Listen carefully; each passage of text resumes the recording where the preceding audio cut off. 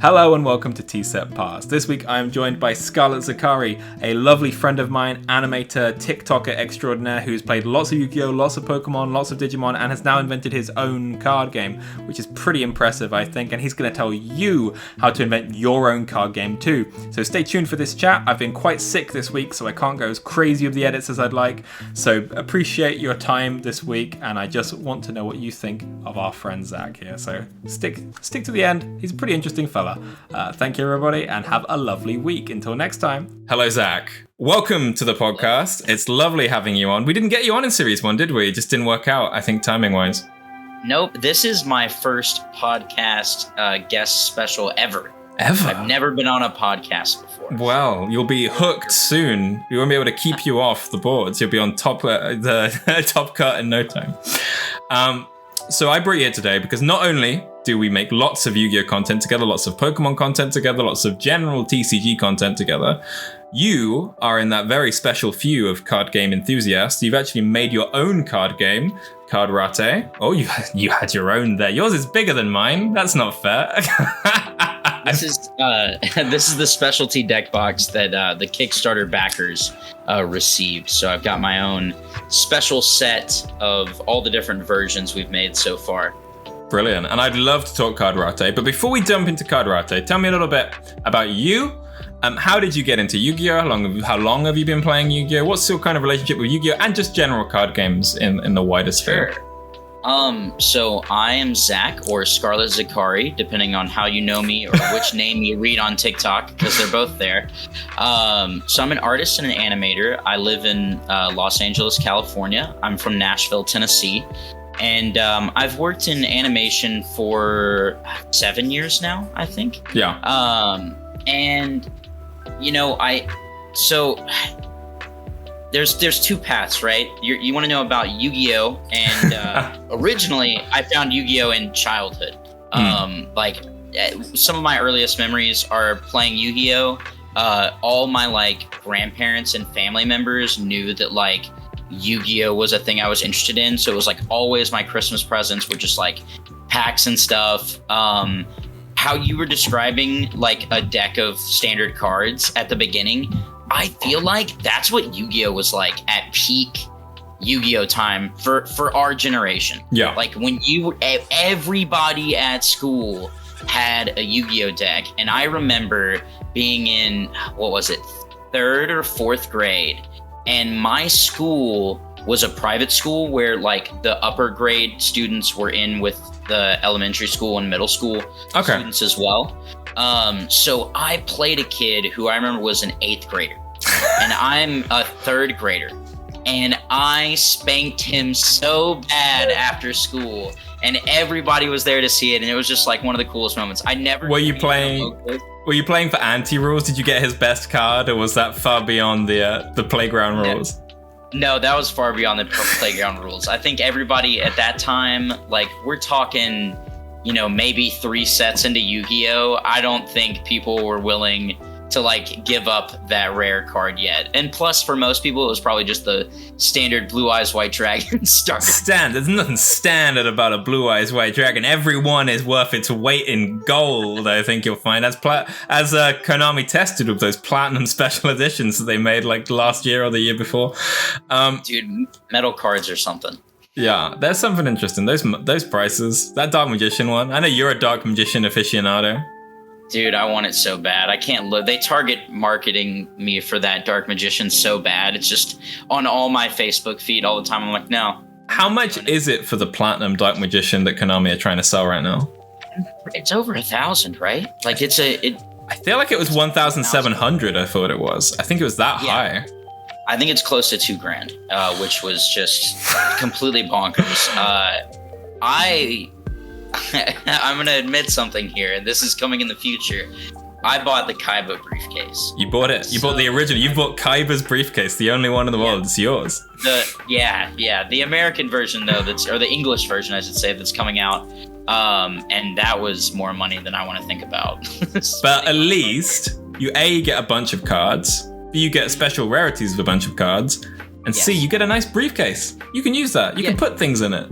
I'm going to put all my Yu-Gi-Oh decks in it. Like, that's my plan, is every format of Yu-Gi-Oh, all my decks going in that one. You're going to be like Crowler and GX when they have the new cards arrive on the island. He pulls open the thing and it's got like Ojamas to the 9s and like the XYZ Dragon tanks. You're going to be stacked. You speak of Pokemon. We've been playing a lot of Pokemon recently between you and I. As a little break from Yu-Gi-Oh.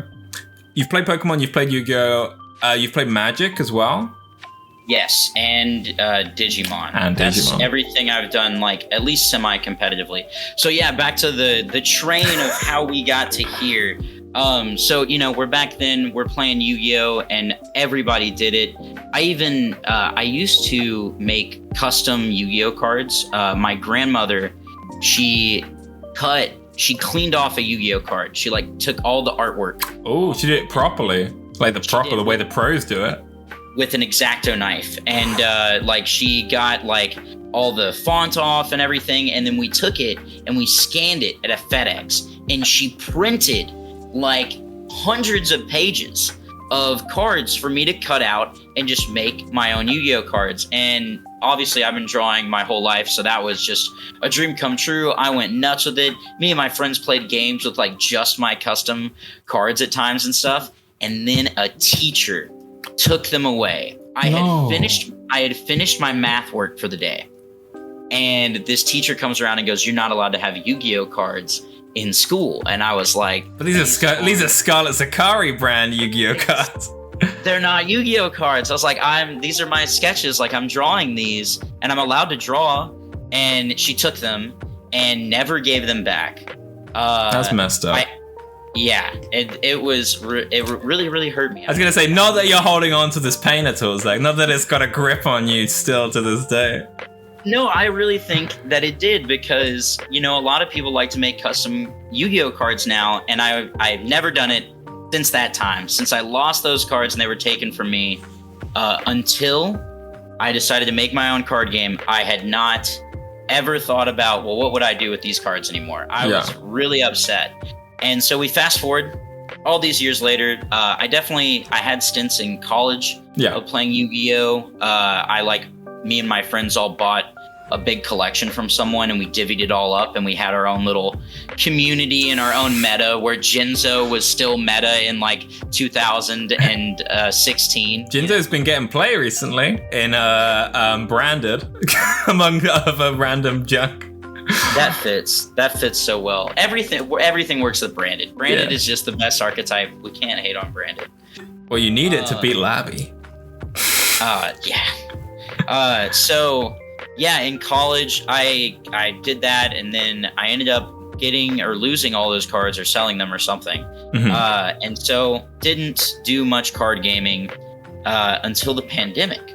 Now, I'm sure a lot of people got into board games and card games in the pandemic, and in particular, a lot of people got into Pokemon.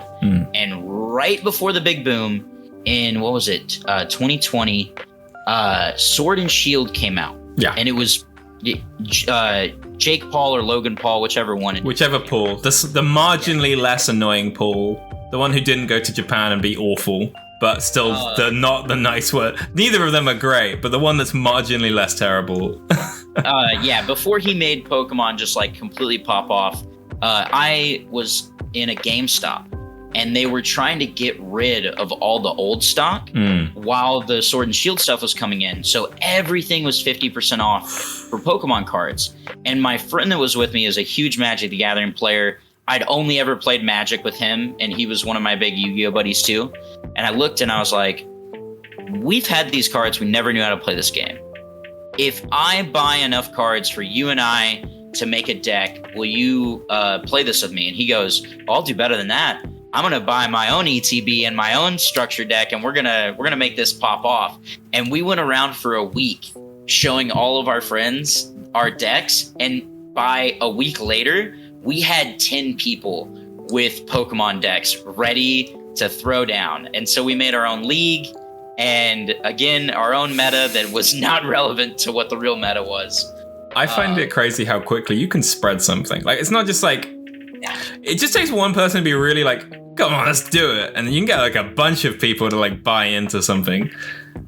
Especially something that has access where you just go to the store and you spend $10 and you can play it. And I think that goes back to the pre-con thing you were talking about, because I love pre-cons. I love games where you just pick up the game and everybody can play, but I love card games. And I feel like that's conflicting because most people do not do TCGs with pre-cons. Okay. So in case somebody doesn't know, a pre-con we refer to shorthand for pre-constructed. So if we were going to say, let's say me and you have a Yu-Gi-Oh! Duel right now. If we decided to play with pre-cons, we would go to the shop, we would buy a pre-constructed deck, like whatever. The latest is the Red Dragon Archfiend deck. And I could buy the Red Dragon Archfiend deck. Zack could buy the Crystal Beast deck. Konami have made that deck list of a certain power level. They're normally a little bit even-ish. And we could have a game, and we don't get to choose what cards are in a deck. Once you sort of go past that, in Yu-Gi-Oh! Specifically, different card games work differently. You might want to take cards out, you might want to put new cards in, and that's how you make a pre-con deck into your own deck, or you could be following a deck list that you found on the internet.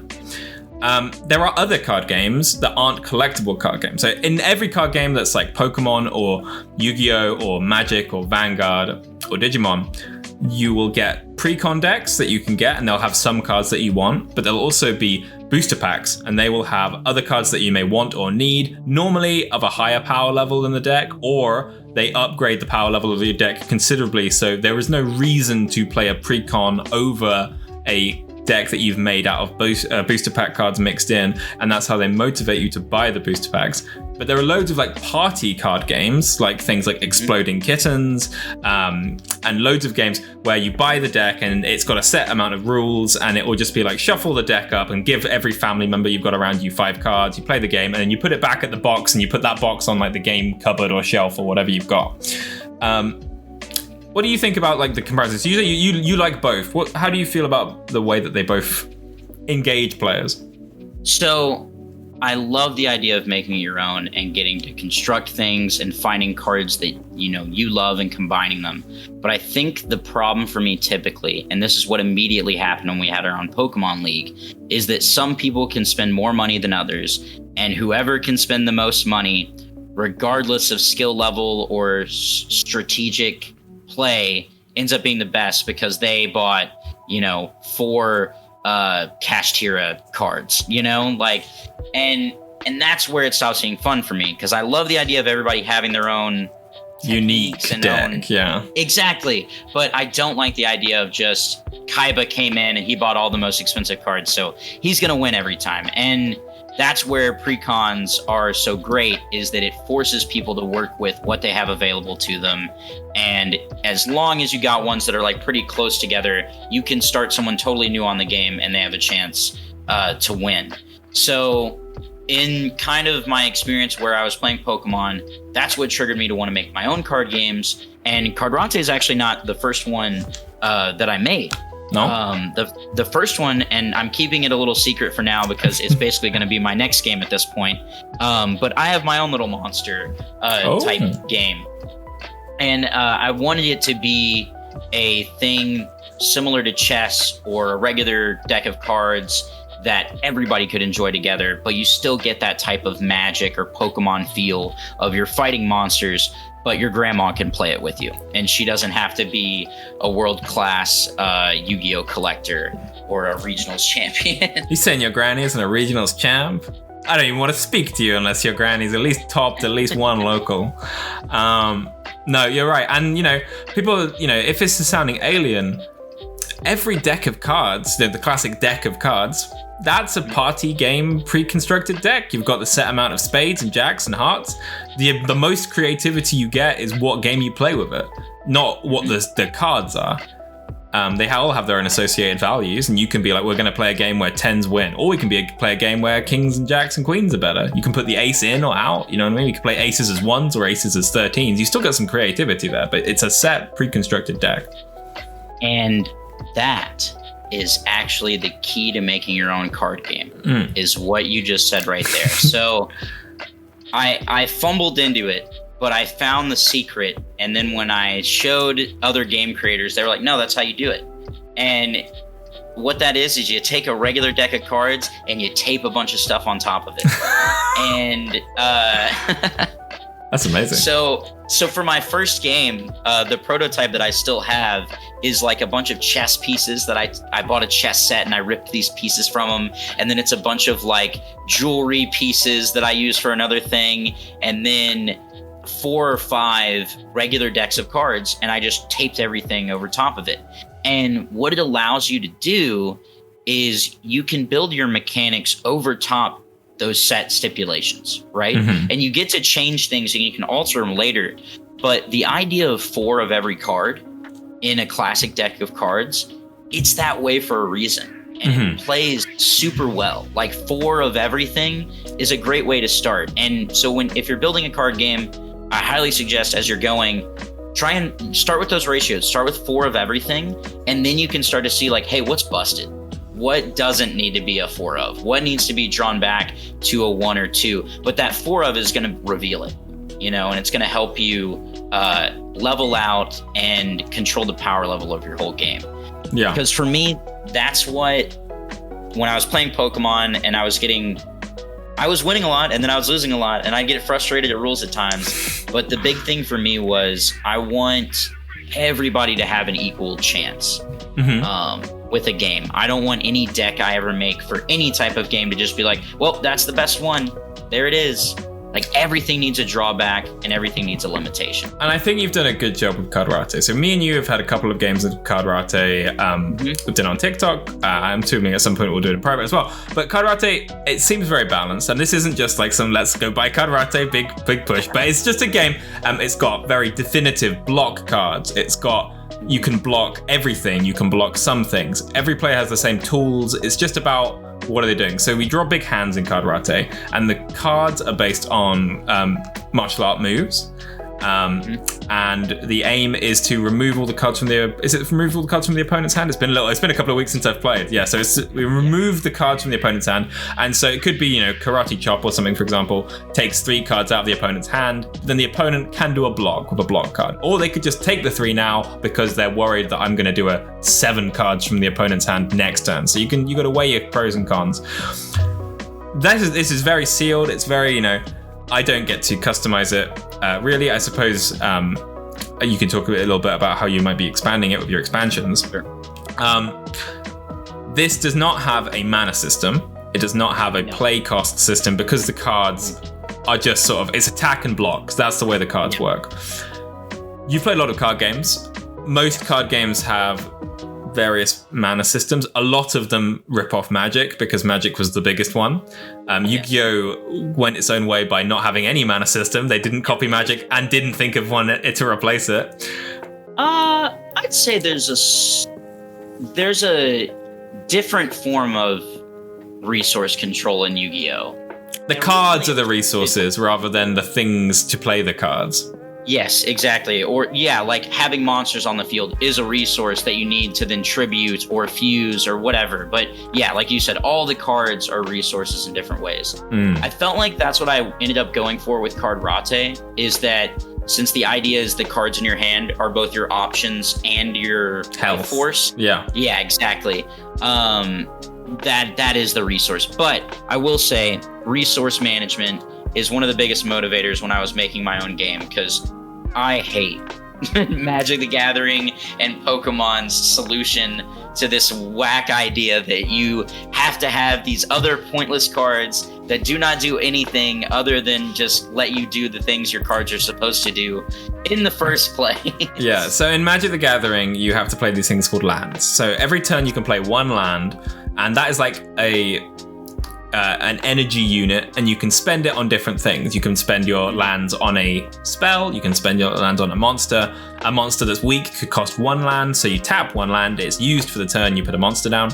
It could be that a big monster needs 7 lands, and so you have to have lots of lands and you have to play lots of turns. Obviously, as with all card games, there are ways to cheat out lands and do monsters that count as lands and all sorts of different ways to make your number bigger, but the aim is to amass that pool of mana and use it. Pokemon, instead of having a system to stop you summoning the monsters because they want you to get your Pikachu on the board. They want you to have all your friends out. You can play the monsters for free, like in Yu-Gi-Oh, but they don't get any attacks until you put energy on them, and that takes that sort of land space in your deck. So you'd have to have some energy cards in your deck, and you put an electric energy under Pikachu, and that means Pikachu can use his attack. If he doesn't have any energy, he doesn't get anything. Other card games have other solutions. I know that Lorcana, and from what I've been told of Flesh and Blood, they have a system that you put cards from your hand into a mana pool, like any card, yes. And they have different... and because of that, you don't need to run land cards because all cards or most cards can become your land. Yeah. Lorcana's not all. It's a lot. They have to be like, it's a lot of cards. They have to be like ink cards or something. They have like a little spot that they can be converted. Yeah. That idea, I know for a fact. Man, you're reminding me of how many card games I've actually played. Yeah. Duel Masters. Duel Masters, which was the Magic halfway between Magic and Yu-Gi-Oh. Yes, they were the first, to my knowledge, that made it so that any monster could also be played as mana. Really? Which they just straight up, I'm pretty sure, called it mana, which I haven't played in a long time. I've got a couple precons sealed in the closet for Duel Masters, but... I have never touched Duel Masters in any way, because when I watched it, I was like, this looks like fake Yu-Gi-Oh! And I did not... That main character...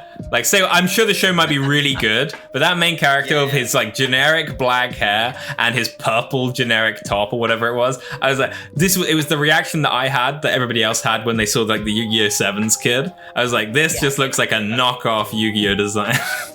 It straight up is, but there's two things. I'm just a hair older than you. Yeah. And I feel like at that time, we were willing to buy whatever card game they threw an anime at with us. And we tried it all. I also have Zatch Bell, and you've probably never played Zatch Bell. I've never played Zatch Bell. There was a time where that was the biggest show on Cartoon Network. It had just come out, and Toys R Us, had the decks everywhere, and so a lot of us bought them, and I found as many as I could on Amazon these days and bought up all of them so I can sell them at conventions. But it was a time where everybody wanted to do it, all the shows, and we were gonna eat it up no matter what it was. I was gonna say, Duel Masters it's died a death in the West, but it's still going big in Japan for some reason, isn't it? Japan. But it's not called Duel Masters over there anymore. It's Kaijudo. That's a good name. I like that. It is a good name. It's martial arts of the giant monsters is their idea. It's fun. The artwork is insane. If really? You look at, we have Little Tokyo here in Los Angeles, and it's really fun to go over there and see what TCG stuff they have in Japanese, and because it'll be totally different games. That's where I think I first saw Card Vanguard, was over there. Yeah. But I found all these generations of Duel Masters cards over there that I feel like were pretty recent. And you open them up, totally unrecognizable to the original game. I love the Digimon mana system. I love memory. So kind of my path back to Yu-Gi-Oh! And back to card games in general was I was doing the Pokemon stuff, decided to make my own card game company, and made a personal thing to myself where I was like, hey, I want to have a deck of every major card game that's around and be able to play anybody in it. And I had that vision of the Kaiba briefcase, and I was like, I'm going to have a Yu-Gi-Oh! Deck and a Magic the Gathering deck and whatever else at the time. A Vanguard deck. Where's your Vanguard deck? That's what I want to see. I haven't done that one yet. I'm holding off. Coward. We'll get there. I've spent a lot of money. No, I know. So Digimon came out maybe 6 months after that happened. And I am a huge Digimon fan. I got a Digimon tattoo right here on my chest. Mm-hmm. And that was my first tattoo. I've had tons of Digivices, so when they were like, we're revamping it, I'm like, let's go. Let's see what it's like. And I just went to a local card game shop with a Precon Greymon deck and got stomped into the dirt. But I still felt like I was able to do things, even though I was always going to lose that game. And I attribute that 100% to the memory system, in that if somebody gives you one memory, it's your choice to say, well, technically I've got, what does it go to, 12 over on the other side, or 13? Or is it just I think it might just be 10. It's 10 so that you can be from -2 onward, because there's not that many cards that are more than 12. There's a couple of 15s about, but like generally 12 is as big as it gets on normal cards. Yeah. So, I mean, if you're getting starved and it feels like there's nothing you can do, really, oh no, I've got 10 memory here right now, and I can drop down this big old Digimon straight to the board. It's probably a horrible idea, but I can do something. And I felt like that really drew me into that game, even at going to locals and getting just completely wrecked by everybody. I think the same. I think Digimon's really good. And not only, there was a couple, they've gone through phases of the game. Mm-hmm. Where there's been different best ways to play. There was a time where it was best to just summon a bunch of low-level guys and keep smacking because it was just quicker. Now it's slightly less popular, Rookie Rush. Yeah. There used to be a time where you used to mana deny, which was like, so the minute you go over the 0 threshold, so let's say I start my turn with 2 mana, 2 memory, and I play a 3 memory card, goes to -1, which means it's their turn, and they start the turn with 1. What you do is you play super cheap cards to keep it yo-yoing back and forth over the 0, so they've never got 10 memory to play a big guy. They've only ever got like 1 or 2 memory. And Digimon, they saw that, and then they made the memory tamers, which are tamers that go in everyone's deck, which set your memory to a minimum of 3 at the start of your turn, to just make sure that we can't keep yo-yoing back and forth. And they've been very good at trying to address that. Mm-hmm. You've made a card game. You're an arty fellow. You do love your art streams. You're an animator. So design-wise, you've got that in the bag. Mm-hmm.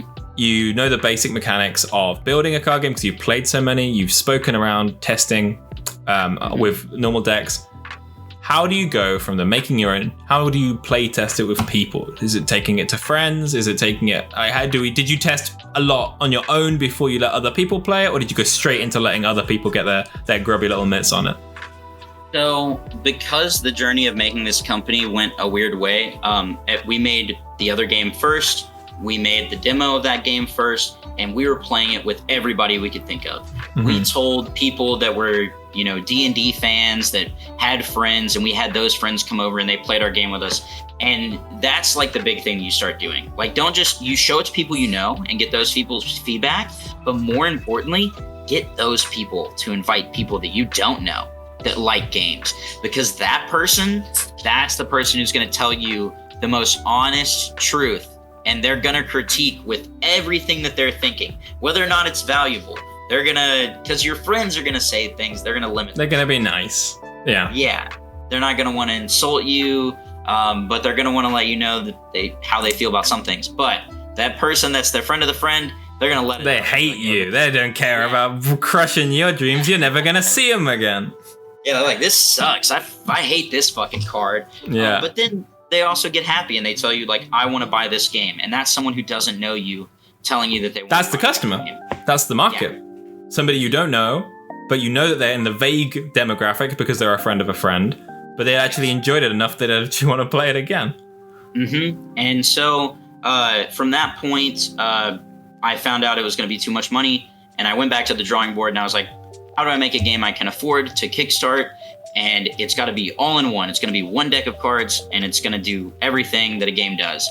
And that's when I came up with Kardrate, because I was also working on getting my black belt at the time. Mm-hmm. So once we did Kardrate, we ordered physical, like these actual, which is the version you have. Yeah.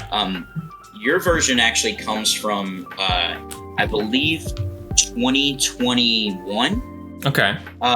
And what we did was I designed all the art and I designed all the cards, and we found a company through Alibaba, which is a website that any of us can go to and access. Yeah. And it allows you to connect with manufacturers all over the world who can help you make your product. Now, the drawback is you have to have minimum order sizes, and most people do not want you to make less than 500 or 1,000 of a product. So we make these demo copies thinking that we're going to be able to sell them. Due to some other reasons with some investors, that ended up not being the case. Also, Kickstarter does not allow you to sell your product before you go on Kickstarter. Really? So we ended up with 500 versions of this game that we could not sell, which began the 2-year-long journey of spreading these around the world to as many people in as many places as I could. Yeah. And that's the other big way. That's the other big way to play test. Make a free version of your game and give it to a whole heck ton of people, and they're going to go out there and give it to other people. Very true. I know Ghost has played Kardrate with a handful of other people. I'm sure you have at this point. Yeah. So that's the other big thing. Those are games that you're not there for, and you're going to hear about later. And they're also making your audience for when your game comes out, because now there's all these people that don't own your game that have played the game and they want it as soon as they can get it. Makes sense. I think that's a very interesting thing.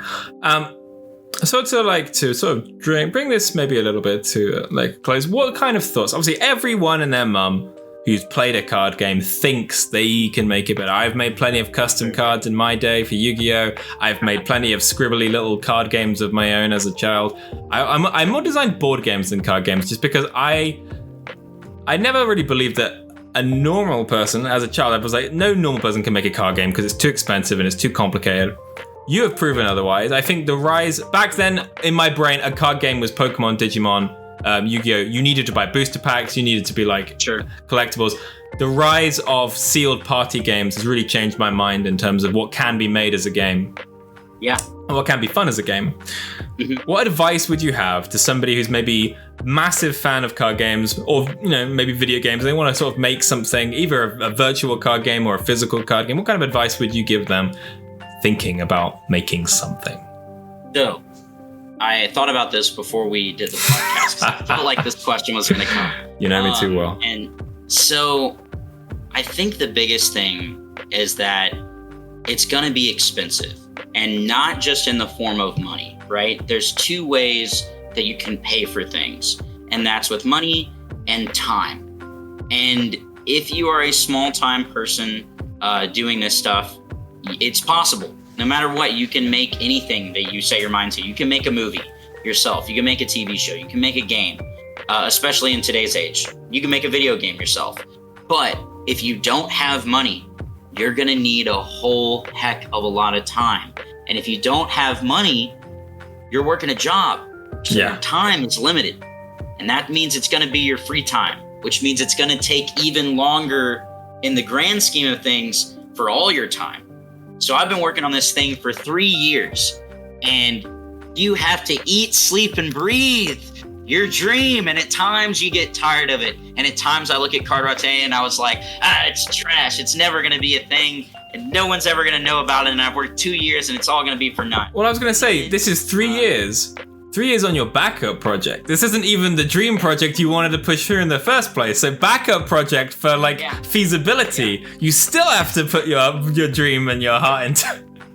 And that right there was the biggest thing. And that upset me at times. But also I accepted that, no, this is the first achievement. Making this game, this is the game. There is no second game if this is not a game first. Yeah. And so, biggest thing is you have to be fully dedicated to this thing, and it's going to drive you crazy, and you're going to hate it at times, and you're going to want to give up, but just keep dedicating that time, and eventually it will pay off in some way, shape, or form. Even if your game isn't huge and everybody doesn't love it, making a game and holding it in your hands and being able to share it with a friend and play it with them, it's like, as an artist, this is the most powerful experience I've had with a creation.